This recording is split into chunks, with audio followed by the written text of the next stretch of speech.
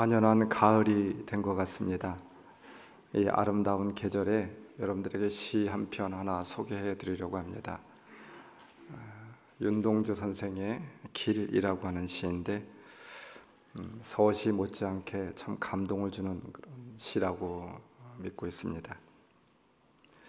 잃어버렸습니다. 무얼 어디다 잃었는지 몰라 두 손이 주머니를 더듬어 길에 나아갑니다. 돌과 돌이 끝없이 연달아 길은 돌담을 끼고 갑니다. 담은 쇠문을 굳게 닫아 길 위에 긴 그림자를 들이우고 길은 아침에서 저녁으로 저녁에서 아침으로 통했습니다. 돌담을 더듬어 눈물 짓다 쳐다보면 하늘은 부끄럽게 푸릅니다. 풀 한 폭이 없는 이 길을 걷는 것은 담 저쪽에 내가 남아있는 까닭이고 내가 사는 것은 다만 잃은 것을 찾는 까닭입니다. 일제 강점기 시대에 한 지식인의 아픔과 고뇌를 담은 그런 시가 아닐까 싶어요. 그뿐만 아니라 길을 잃은 것은 윤동주 선생의 그런 인생뿐만 아니라 바로 우리에게도 마찬가지가 아닐까 싶습니다. 혹 여러분 잃어버린 것은 없습니까? 저는 한 주간 내내 잃어버렸습니다 라고 하는 이 한 구절이 참 제 가슴에 와닿게 되었습니다. 잃어버렸습니다. 국가도 길을 잃어버린 것 같고 시대도 길을 잃어버린 것 같고 교회도 길을 잃어버린 것 같고 성도들도 길을 잃어버린 채 살아가고 있는 것 같습니다. 잃어버린지도 모르고 비틀거리고 살아가고 있는 것 너무나도 안타깝습니다.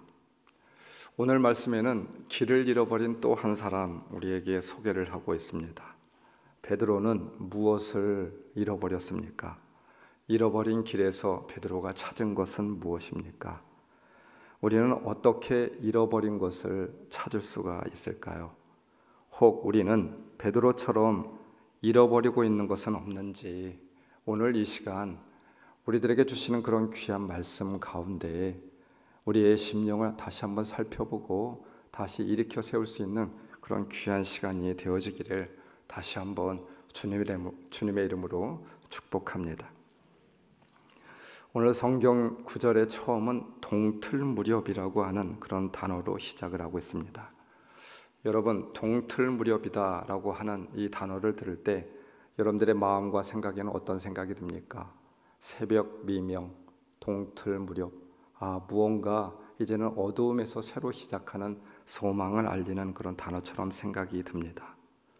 그런데 이 동틀무렵이라고 하는 이 단어는 오늘 말씀 가운데 앞뒤 절을 우리가 이어서 해석을 해본다라고 하면 새벽 동틀무렵은 희망적인 말이 결코 아닙니다. 오히려 반대의 의미를 지니고 있는 말씀임을 알 수가 있어요. 동틀무렵까지 아무것도 잡지 못하였다. 밤새도록 노력을 하였는데 아무것도 건진 것이 없는 그런 공허한 시간이었습니다. 인간적인 노력의 종착점 그리고 희망의 종착점, 더 이상 무엇을 기대할 수 없는 그런 시간이었습니다. 손에 남은 것은 아무것도 없는 베드로와 같은 그런 인생과 같습니다. 이미 결정되어진 시간임을 말하고 있어요. 결과가 확정되어졌습니다. 열심히 최선을 다했지만 결과는 아무것도 없는 빈손 빈배였습니다. 여러분, 혹 우리가 이러한 인생이다라고 하면 얼마나 안타까울까요? 우리의 인생이 이와 같은 인생으로 끝난다라고 하면 얼마나 허무합니까? 얼마나 후회스럽겠습니까? 열심히 노력하였지만 결과가 아무것도 없는 쓸쓸한 시간이고 아무것도 손에 얻지 못한 안타까운 시간, 안타까운 인생을 말하고 있는 것이 아닐까요? 그런 동틀무렵에 우리 주님께서 베드로에게 찾아오셨습니다. 동틀무렵의 인생에 주님이 찾아오시게 되니까 그 동틀무렵의 시간이 새벽 미명의 시간으로 소명의 시간이 되게 되었습니다. 말씀 15절, 요한의 아들 시몬아, 내가 이 사람들보다 나를 더 사랑하느냐? 주님은 너무나도 유명한 말씀 베드로에게 이렇게 말씀하시는데 그것도 3번이나 동일하게 묻습니다. 15절, 네가 이 사람들보다 나를 더 사랑하느냐? 16절, 두 번째로 그에게 물으셨습니다. 네가 나를 사랑하느냐? 17절, 세 번째로 물으셨습니다. 요한의 아들 시몬아, 네가 나를 사랑하느냐? 네가 나를 믿느냐? 이렇게 묻지 않으셨던 것이 얼마나 감사한지 몰라요. 네가 나를 사랑하느냐? 그것 하나로 족하다고 말씀하시는 것 같습니다. 왜 주님께서는 똑같은 질문을 3번이나 되풀이하여 묻고 있을까요? 베드로의 대답이 믿었지 못하였기 때문입니까? 아닙니다. 베드로를 진정으로 사랑하였기 때문입니다. 베드로에게 기회를 주시기 위함이 제일 큰 이유였습니다. 베드로에게는 큰 아픔과 짐이 있었어요. 지울 수 없는 상처가 있었죠. 우리가 너무나도 잘 알고 있는 것처럼 주님께서 네가 새벽 딱 울기 전에 나를 부인할 것이다, 이렇게 말씀하셨습니다. 주님께서는 네가 나를 사랑하느냐라고 하는 베드로에게 이 고백을 하게 함으로써 베드로의 마음 가운데 깊이 드리워져 있었던 상처를 치유해 주고 계셨습니다. 이날 아침 베드로에게 주님의 제자로서, 수제자로서 다시 일어설 수 있는 기회를 우리 주님께서 허락하여 주셨습니다. 여러분, 저는 참된 사랑은 기회라고 생각합니다. 구원이라고 하는 말이 무엇일까요? 죄인으로 죽었던 우리에게 기회를 주신 거 아니겠습니까? 죽을 수밖에 없었던 우리였는데 살 수 있는, 생명을 얻을 수 있는 기회를 허락한 것, 이것이 바로 구원이라고 하는 말이겠죠. 왜 주님이 십자가에 죽으셨습니까? 왜 주님께서 죽음을 이기시고 부활하셨습니까? 인간답지 않은 우리에게 참 사람답게 살 수 있는 기회를 제공하여 주신 것이 이 십자가의 은혜예요. 사랑이 무엇입니까? 회개와 용서라고 하는 것이 무엇입니까? 또 한 번의 기회를 허락하는 것이 아닐까요? 바로 설 수 있고 관계 회복을 이룰 수 있는 또 한 번의 기회를 주는 것입니다. 이런 관점에서 그리스도의 삶이란 무엇인가요? 구원의 기회를 얻은 삶이요, 기회를 주는 삶을 사는 것입니다. 다시 말해서 단 한 사람이라 할지라도 새로운 삶을 살 수 있도록 기회를 열어주는 삶, 이것이 정말 귀한 삶이죠. 베드로는 주님이 한 번 더 허락하신 기회 덕분에 새 사람이 되어서 또 다른 사람들에게 기회를 열어주는, 복음을 열어주는 기회의 인생이 되었습니다. 여러분, 우리는 베드로와 같이 새로운 기회를 부여받은 사람들이죠. 그러하기에 우리 또한 새로운 삶의 기회를 그런 열어주는 사람들이 되어야만 됩니다. 남에게 기회를 줄 줄 모르는 사람, 기회조차 인정하지 않는 사람, 그리스도인의 삶이라 할 수가 없어요. 왜입니까?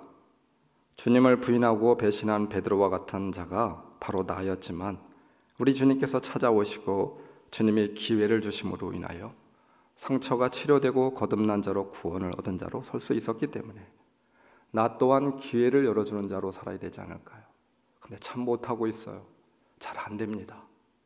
그래서 늘 날마다 회개하며 주님 앞에 나아갑니다. 그럼에도 불구하고 우리는 기회를 주는 자가 되어야만 됩니다. 성지순례를 가는데 비행기를 기다리고 있었습니다. 인천공항에서 파리로 가는 그런, 파리를 경유해서 가는 그런 비행기였습니다. 12시간, 14시간 걸리는 그런 시간이었어요. 근데 갑자기 비행기를 타기 전에 제 이름을 부르게 되었습니다. 아, 왜 그럴까? 한 번도 제 이름을 이제까지 비행기를 타고 다니면서 불렀던 적이 없는데 뭐 잘못된 것이 있나? 가방에 뭔가 잘못된 것을 놓았나? 승무원이 저를 부르더니 좀 오라고 하더니 안내 데스크에서 자리를 옮겨야 된다라고 말하였습니다. 아, 비즈니스석을 주려고 하는 것인가? 아내와 같이 자리를 잡았는데 저 혼자 떨어져서 다른 자리로 이동하라라고 하는 말이었습니다. 이유를 물어보니까 비행기 의자에 제가 앉아야 되는 그 의자의 모니터가 고장이 나서 그 자리에 앉으면 안 된다라고 하는 말이었습니다. 12시간 가야 되는데 모니터에는 ARR, 에러 모드가 뜨고 있었습니다. 그리고 규정이 프랑스 항공은 모니터가 고장이 난 승객은 바로 그 자리에 태워서는 안 된다라고 하는 규정이었다라고 해요. 12시간이나 오래 타는 비행기 좌석에서 앞에 모니터가 들어오지 않는다라고 하면 얼마나 불편하겠습니까? 또 나중에 모니터가 들어오게 되지 않는다라고 하면 승객이 항의를 하기 때문에도 자리 배정을 안 한다라고 하는 것이 이유였습니다. 그래서 저는 강제적으로 아내와 떨어져서 앞쪽의 자리에 따로 앉게 되었습니다. 몇 줄 앞에. 그러면서 승무원은 저에게 한 가지 제안을 하였어요. 좋은 점은 제가 옮기는 그 자리 바로 옆이 또 모니터가 고장이 나서 한 자리가 비어 있습니다. 그러니 좀 편히 가실 수 있습니다. 그러니 갈 것인지 말 것인지, 아니 가라라고 하는 그런 명령이었습니다. 어쩔 수 없어서 자리를 옮기게 되었어요. 제가 앉았던 줄은 4석이 있었는데 제가 맨 끝에 앉아 있고 맨 끝에는 또 다른 외국인 한 명이 앉아 있었습니다. 근데 비행기가 이륙하고 나서 맨 끝에 있었던 그 외국인이 자리를 뜨게 되었어요. 보니까 앞쪽에 더 좋은 자리가 있었던지 그 자리로 옮기게 되었습니다. 저 혼자만 앉게 되었어요. 얼마나 참 좋았던지. 나중에 아내가 다시 옮겨와서 그 네 자리를 저희 부부가 양쪽에서 앉아서 그렇게 가게 되었습니다. 드러누워서 갔습니다. 사실 성지순례를 떠나면서 많이 기도하지 못하였어요. 교회 일이 바빠서. 근데 떠나기 전날 밤에 기도하였습니다. 성지순례를 떠나면서 기도해야 되겠다 싶어서 밤에 잠도 오지 않고 기도를 하였는데 정말 주님이 베풀어 주신 은혜였습니다. 정말 제 마음 가운데 이런 마음이 들었어요. 고장이 난 것일까? 한번 확인해 보고 싶은 것이 있었어요. 그래서 옆 좌석에 있었던 모니터, 고장난 모니터에 모니터를 한번 작동해 보게 되었습니다. 제가 몇 번 만지자 ARR, 에러에서 RF, 작동이 된다라고 정상적으로 작동이 되게 되었습니다. 에러에서 오작동에서 작동으로 바뀌어지게 되었어요. ARR, 에러를 RF로 만드시는 하나님, 작동으로 만드시는 하나님, 이것이 하나님의 은혜였습니다. 얼마나 참 감사한지 제 마음에 드는 생각이 있었습니다. 그렇게 모자라고 고장난 존재를 고쳐 쓰시는 하나님, 그 하나님이 바로 너의 하나님이야. 베드로와 같이 고장난 존재였습니다. 사용하기엔 역부족인 인생, ARR, 에러 같던 인생이었습니다. 그런데 하나님께서 RF로 만드시는 것 같아요. 주님이 계심으로 바뀌어지게 됩니다. 주님이 바꾸시고 있었습니다. 베드로만 그런 것이 아니겠죠. 저는 고장난 존재였습니다. 부족한 존재였지만, 합당하지 못한 존재였지만 주님이 고쳐서 사용하고 들어쓰시겠다라고 하는 마음의 그런 감동이 있었습니다. 사랑하는 성도 여러분, 우리 또한 바로 그러한 자가 아닐까요? 한 기사를 보았습니다. 오하이오주 톨레도 도시의 한 패밀리 레스토랑에 가족과 함께 외식을 온 8살짜리 아이 마일스라고 하는 소년이 있었습니다. 8살짜리 소년 마일스. 그가 식당에 들어가기 전에 주차장에서 횡재를 하게 되었습니다. 주차장에서 $20짜리 지폐를 발견하게 됐고 주었습니다. 너무나도 기뻤어요. 이 아이가 $20짜리라고 하니. 그래서 생각을 하게 되었습니다. 그 잠깐 시간에 이것을 가지고 무엇을 할까? 그동안 돈이 없어서 사지 못했던 게임팩을 사야 되겠다, 이런 생각을 하게 되었습니다. 그리고 식당에 들게 되었는데 한 제복을 입은 군인 아저씨가 보여지게 되었습니다. 군인 아저씨를 보니까 아빠 생각이 났어요. 그래서 마일스는 쪽지를 쓰게 되었습니다. 군인 아저씨 안녕하세요. 우리 아빠도 군인이셨어요. 지금은 천국에 계시지만요. 이곳에 오다가 주차장에서 $20를 주었어요. 아저씨 식사하시는데 선물로 드리고 싶어요. 오늘은 운이 좋은 날인가 봐요. 군인 아저씨들의 노고에 감사드려요. 조그만한 쪽지와 함께 이 $20를 이 아저씨에게 드리게 되었습니다. 마일스는 모르는 군인에게 메모와 함께 그 $20를 드리게 되었죠. 아빠는 육군 상사 앤디라고 하는 분이었는데 마일스가 태어난 지 5주 만에 이라크에서 전사를 했습니다. 아빠 생각이 날 때마다 유품인 결혼 반지와 인식표를 꺼내서 이 아이는 늘 놀곤 하였습니다. 점심을 마치고 식당에서 나온 이 소년 마일스는 아빠가 너무나도 보고 싶었어요. 그래서 엄마를 조르게 되었습니다. 엄마와 함께 아빠가 묻혀있는 국립묘지에 그렇게 가게 되었죠. 하얗게 눈이 수북이 쌓인 그 국립묘지에서 이 아들 마일스는 아빠의 비석을 오래도록 껴안고 있었습니다. 아빠의 비석을 작은 키로 온몸으로 껴안고 있었죠. 방송 CBS라고 하는 방송에 출연하였던 공군 중령, 바로 이 $20를 받았던 이 중령에 의하여서 이 스토리가 소개되게 되었습니다.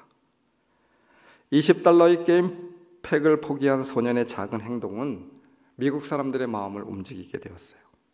그래서 미국 사람들이 모금을 하게 되었습니다. $20가 아니라 $200만 모금을 해서 이 가족에게 전달을 하게 되었습니다. 국민들의 가슴에 큰 공감을 얻게 되었어요. $20가 20억 원이 넘는 돈이 되게 되었습니다. 그뿐이 아닙니다. 미국에서 가장 유명한 상이 있는데 메달 오브 아너라고 하는 상입니다. 대통령이 직접 수여하는 상이에요. 그 상에 누가 뽑혀지게 되었겠습니까? 이 아들 마일스가 아빠의 인식표를 걸고 시상식에 오르게 되었습니다. 대통령이 직접 훈장을 수여하게 되었습니다. 그의 이름과 가족의 이름, 그리고 평생 매달 연금이 지급되게 되었어요. 소년은 아빠에게 찬사를 돌렸습니다. 이 작은 소년의 바로 작은 기회, 그 기회를 남에게 베풀 수 있는 그 작은 마음, 이 마음으로 인하여서 참 놀라운 일들이 일어나게 되었죠. 사랑하는 성도 여러분, 그리스도인은 기회를 주는 인생이 되어야만 됩니다. 기회를 열어주는, 기회를 한 번 더 베푸는 삶이 되어야 되겠죠. 기회를 베풀 수 있는 환경이 주어지든지 그렇지 않던지 기회를 주는 사람들이 되어야만 합니다. 왜입니까? 우리가 기회를 얻은 사람들이 되었기 때문에. 1만 달란트 빚진 사람처럼 죽을 수밖에 없는 자들이었지만 우리 주님의 기회로 우리가 생명을 얻었기 때문에 기회를 받은 자로서 기회를 베풀고 나누는 자가 되어야 됨을 말하고 있는 것, 이것이 아니겠습니까? 여러분, 우리는 기회의 수혜자로 끝나는 것이 아니라 기회를 열어주는 자, 기회를 넘겨주는 자, 나누는 자가 되어야 되겠어요. 이것이 바로 우리 그리스도의 사명입니다. 우리 그리스도의 삶이 되어야 될 줄 믿습니다.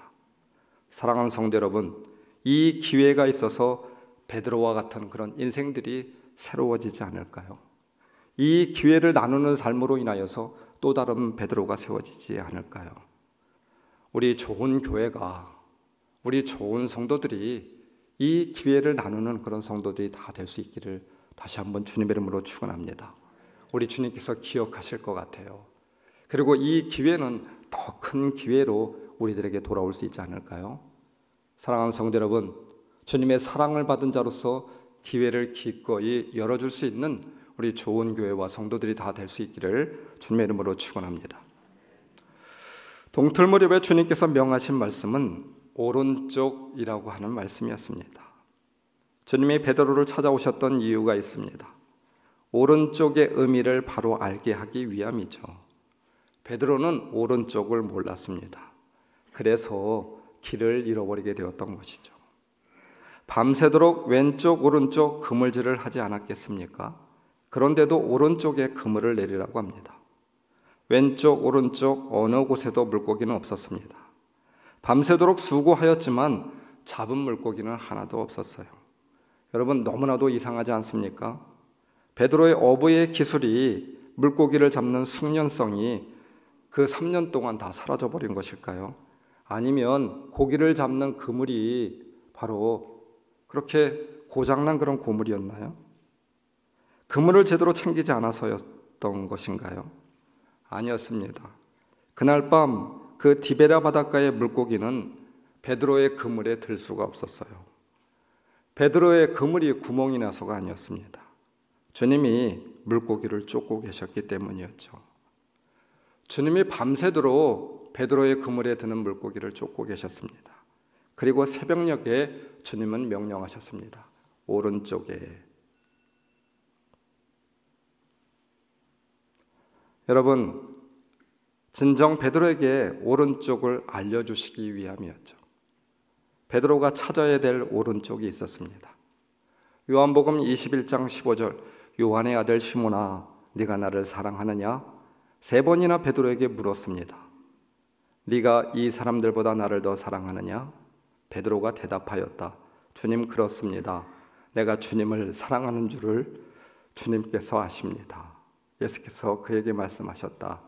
내 어린 양떼를 먹여라. 모세는 호렙산에서 하나님을 만났습니다. 그 호렙산에서 신을 벗으라고 하였습니다. 하나님은 거룩한 땅이라고 하였습니다. 모세의 그 황량한 호렙산, 그 땅이 왜 거룩한 곳이 됩니까? 그 땅은 자신의 존재가 무엇인지, 그리고 어떠한 삶을 살아야 하는지 사명을 받았던 장소이기 때문에 그 땅이 거룩한 장소, 아트마트 코데시가 되고 있는 것이죠. 주님이 가리킨 오른쪽은 물고기를 단순히 많이 들어올리기 위하여 가르쳐 주시고 지시하신 곳이 아닙니다. 베드로의 존재를 일깨우기 위한 거룩한 장소였습니다. 오른쪽은 베드로가 있어야 하고 베드로가 만나야 되는 그런 자리였습니다. 더 정확히 말하자면 베드로가 다시 찾아야 될 인생의 자리였습니다. 여러분, 성경의 오른쪽은 하나님의 길이죠.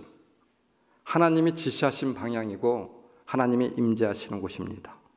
하나님의 섭리와 또 거룩한 뜻이 있는 곳이 오른쪽. 늘 하나님께서는 말씀하실 때 이 오른쪽을 그렇게 대명사로 지시하고 있습니다. 더욱이 오른쪽은 생명의 주님이 계신 곳입니다. 요나에 있어서 다시 쓰는 왼쪽입니다. 그러나 니느웨는 오른쪽이었죠. 나오미의 가정의 모압은 왼쪽입니다. 그러나 베들레헴은 오른쪽입니다. 오른쪽이 아닌 왼쪽이었기 때문에 그래서 큰 풍랑, 기근을 만나게 되었습니다. 빈 배, 빈 그물 뿐이었죠. 오른쪽이 어디인지 우리는 바로 알아야만 됩니다. 오른쪽이 무엇인지 모르고 사는 사람, 인생 너무나도 안타까운 인생이에요. 여러분은 오른쪽을 알고 있습니까? 진정 알고 있습니까? 오른쪽을 찾았습니까? 오른쪽은 살아계신 주님입니다. 부활의 주님이었어요. 베드로는 부활의 주님을 만나지 못하였습니다. 심령에 살아계신 주님이 없었어요. 요한복음 20장 31절, 그런데 여기에 이렇게나마 기록한 목적은 여러분으로 하여금 예수가 그리스도요 하나님의 아들이심을 믿게 하고 또 그렇게 믿어서 그의 이름으로 생명을 얻게 하려는 것이다. 요한은 이렇게 말하고 있어요. 자신들이 몰랐다라고 하는 거예요. 생명의 주님을 몰랐다라고 하는 거예요. 그 오른쪽을 만나지 못했다라고 하는 거예요. 그래서 여기에 이렇게나마 기록하고 있는 것은 여러분들이 우리와 같은 삶을 살아가는 것이 아니라 여러분들이 생명의 주를 만났으면 좋겠습니다. 이 말인 것이죠. 말씀 12절, 그가 주님이신 것을 알았기 때문이다. 주님이신 것을 이제까지 모르고 살았습니다. 그렇습니다. 베드로는 진정 부활의 주님을 몰랐습니다. 그러나 동틀 무렵 오른쪽에서 진정 그 주님을 만나게 되었어요. 말씀 14절, 예수께서 죽은 사람들 가운데서 살아나신 뒤에 이 죽은 사람들은 과연 누구를 말하고 있는 것일까요? 바로 베드로를 말하고 있는 것이 아니겠습니까? 제자들을 말하고 있는 것이 아니겠습니까? 참으로 의미심장한 말인 것 같아요. 그러나 이제 그들에게 생명이 깃들게 되었어요. 죽은 자가 아니라 산 자들이 되었죠. 물고기가 중요한 것이 아니었습니다. 물고기가 있고 없고가 뭐 그렇게 중요합니까? 물고기 153마리 그물이 찢어지도록 들어올렸다고 해서 그것이 그렇게 중요합니까? 더 이상 그 물고기는 153의 의미는 제자들에게 아무런 의미가 되지 않았어요. 오른쪽에 주님을 만나고 난 뒤 물고기가 들고 없고 빈배 빈 그물이었다 할지라도 그것은 상관이 없었습니다. 오히려 빈배 빈 그물이 되었기 때문에 오른쪽에 주님을 만날 수 있었던 것이었죠. 오른쪽이 문제입니다. 오른쪽에서 생명의 주, 부활의 주를 아직 발견하지 못했습니까?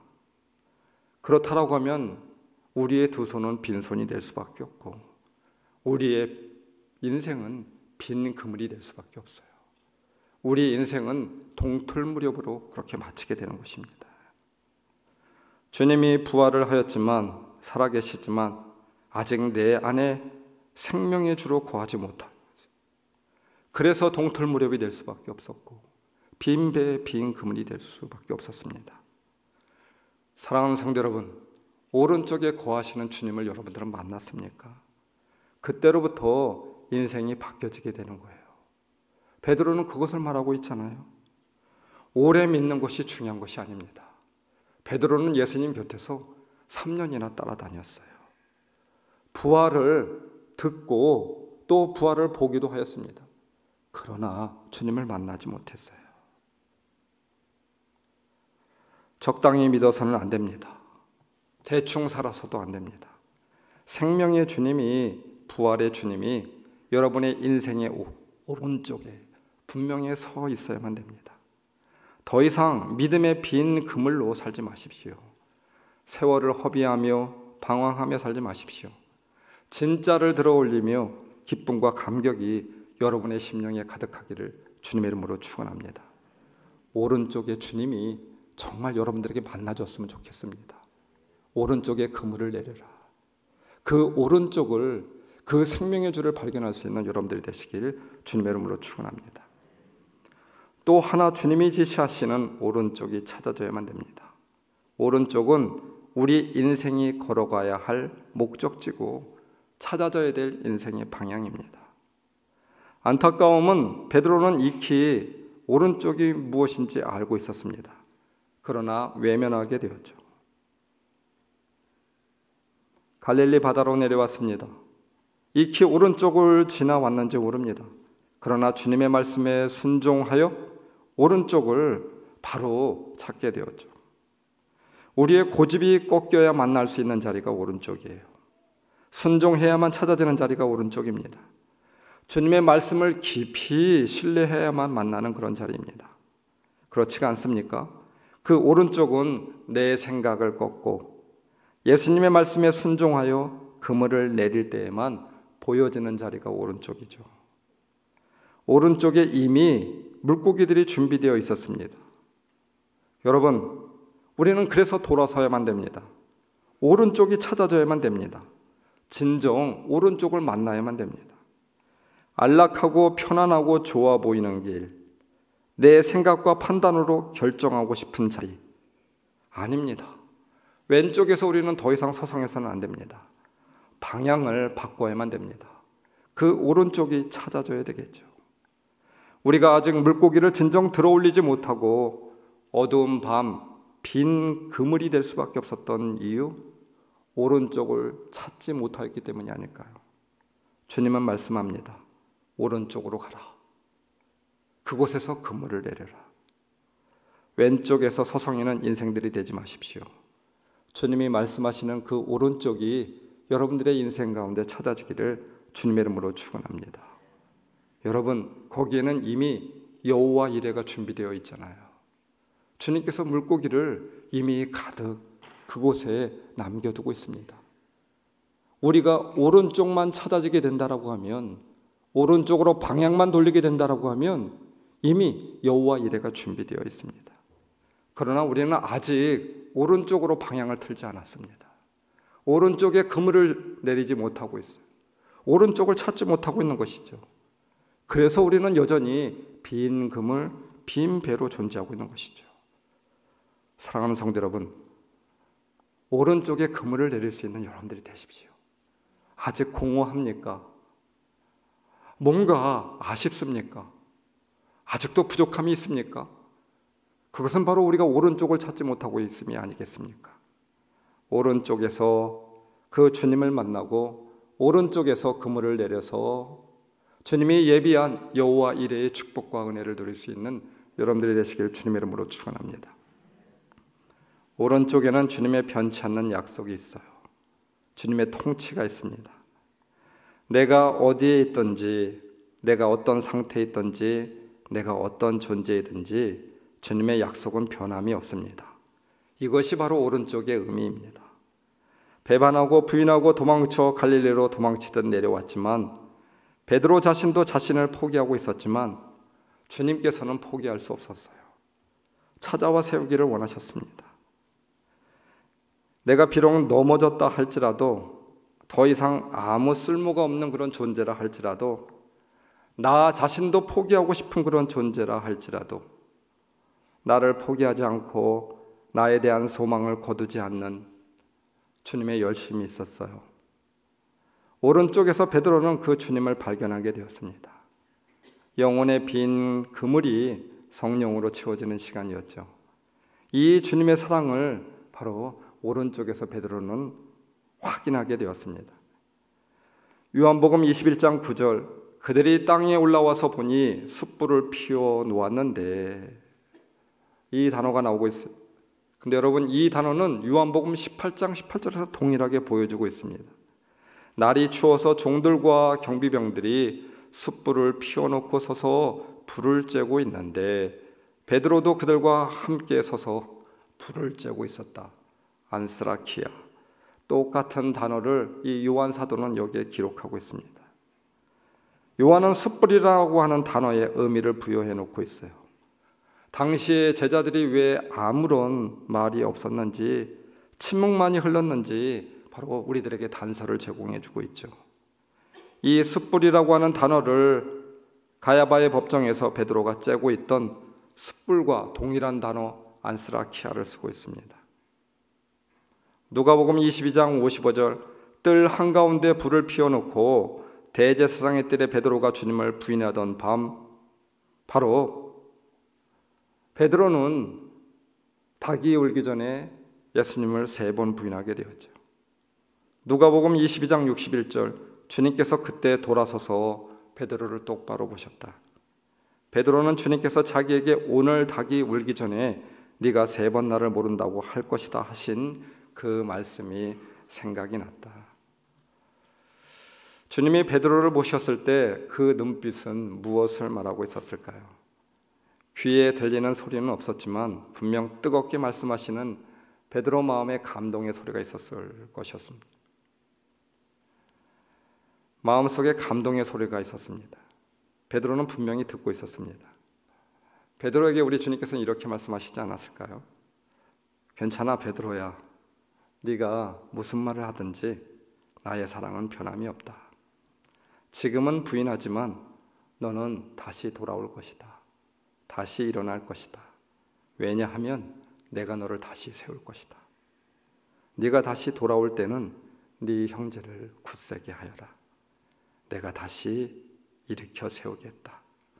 그리고 그 사랑하는 이름, 바로 베드로의 이름을 부여하겠다. 요한의 아들 시몬아, 네가 나를 사랑하느냐? 주님께서 물었잖아요.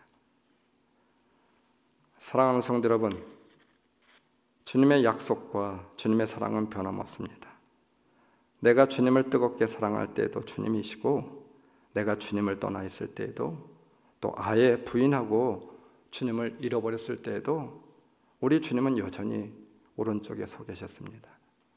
내가 주 앞에 선한 자로 서 있어서가 아니고, 내가 귀한 것을 행하여서가 아니고, 내가 넘어져 일어날 수 없기에 주님이 붙들어 주셨고, 내가 길을 잃었기에 주님이 찾아주시는 것이죠. 오늘도 수없이 많은 베드로들에게 오른쪽에 그물을 내리라고 말씀하고 있어요. 주님의 사랑이 변함없음을 오른쪽에서 가르쳐주고 있습니다. 오른쪽에서 내가 다시 일어나 일으켜 세우겠다. 오른쪽은 주님의 변치 않는 약속이고, 그 약속은 오늘도 베드로와 같은 나의 삶 가운데 동일하게 이어지고 있습니다. 주님의 오른쪽, 바로 베드로였고 바로 나였습니다. 오늘도 나를 바로 일으켜 세우시고 여호와 이레의 하나님이 되십니다. 할렐루야. 지난주에 요양원에 계신 아버지를 아들과 함께 뵙고 오게 되었습니다. 제 아들 찬영이가 군대에서 제대를 하여서 인사도 드릴 겸 찾아가 뵈었습니다. 오랫동안 뵙지 못했는데 너무나도 죄송하기도 하고, 아버지를 만나는 그 순간에 뭐라 형용할 수 없는 그런 마음이 있었습니다. 점점 야위어 가시고 있고 건강도 갈수록 좋지 않으신 것 같아서 참 안타까웠습니다.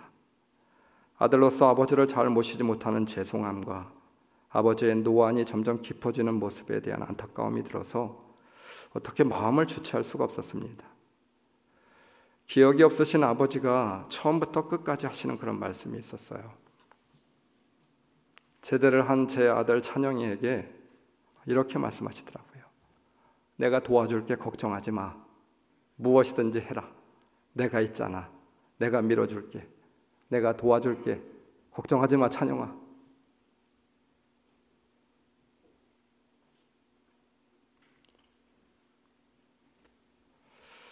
아버지 충분히 하셨어요. 변치 않는 사랑으로 서 계신 아버지의 사랑, 그거 하나로 족합니다. 그렇습니다. 아버지가 계셔서 저와 제 아들이 있습니다. 저는 아버지의 그 사랑, 그거 하나로 족할 뿐입니다. 제 마음에 이런 마음이 들었습니다. 이제는 요양원에 계신 아버지는, 치매에 걸리신 아버지는 저에게 뭐 특별히 해주실 수 있는 분이 아닙니다. 아무것도 하실 수가 없어요. 그러나 아버지가 뭘 해주어서가 아닙니다. 아버지가 존재하는 그 자체로 저에게는 얼마나 큰 기쁨이고 얼마나 큰 위안이 되든지 다시 일어날 수 있는 힘입니다. 아버지 사랑하고 고맙습니다. 아버지가 계셔서 우리가 있습니다. 아버지의 그 사랑으로 우리가 존재합니다. 고백하는 시간이었어요. 돌아오는 차 안에서 제 아들 찬영이가 찬양 하나를 틀어주더라고요. 참 많이 가슴으로 울었던 찬양이기도 한데, 다시 일어나라고 하는 찬양이었어요. 나는 내 마음의 복음이 흥했던 곳에서 다시 아버지를 만나고, 주님, 내 마음의 연약한 눈물의 끝에서 또 나를 반겨주시네. 작다 생각했던 그의 부르심, 다시 나를 회복해 하시네. 다시 일어나 주를 예배함이 내 모든 기쁨이 되리. 그의 기쁨 되어 삶의 모든 순간을 주께 다 내어 드리리. 다시 일어나, 다시 일어나, 다시 일어나 주를 예배함이 내 모든 기쁨이 되리. 그의 기쁨 되어 삶의 모든 순간을 주께 다 내어 드리리. 다시 주님을 만나는 자리 오른쪽이었습니다. 주님이 그 오른쪽에 서 계셨습니다. 오른쪽으로 나를 이끄시고 여호와 이레로 오늘도 준비하고 있습니다.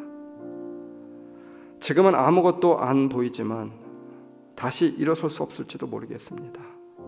그러나 주님께서 나는 일어설 수 없지만 다시 일어나라고 말씀하고 있어요.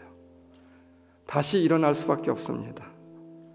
다시 일어나라. 주님이 일으켜 세우시기 때문입니다. 주님의 그 사랑, 그거 하나로 족합니다. 아버지의 사랑, 그거 하나로 족합니다. 다른 무엇이 없다 할지라도 그 사랑 하나로 이미 충분합니다. 그래서 우리는 다시 일어설 수 있습니다. 괜찮아, 도와줄게, 걱정하지 마, 밀어줄게, 무엇이든지 해라, 내가 있잖아.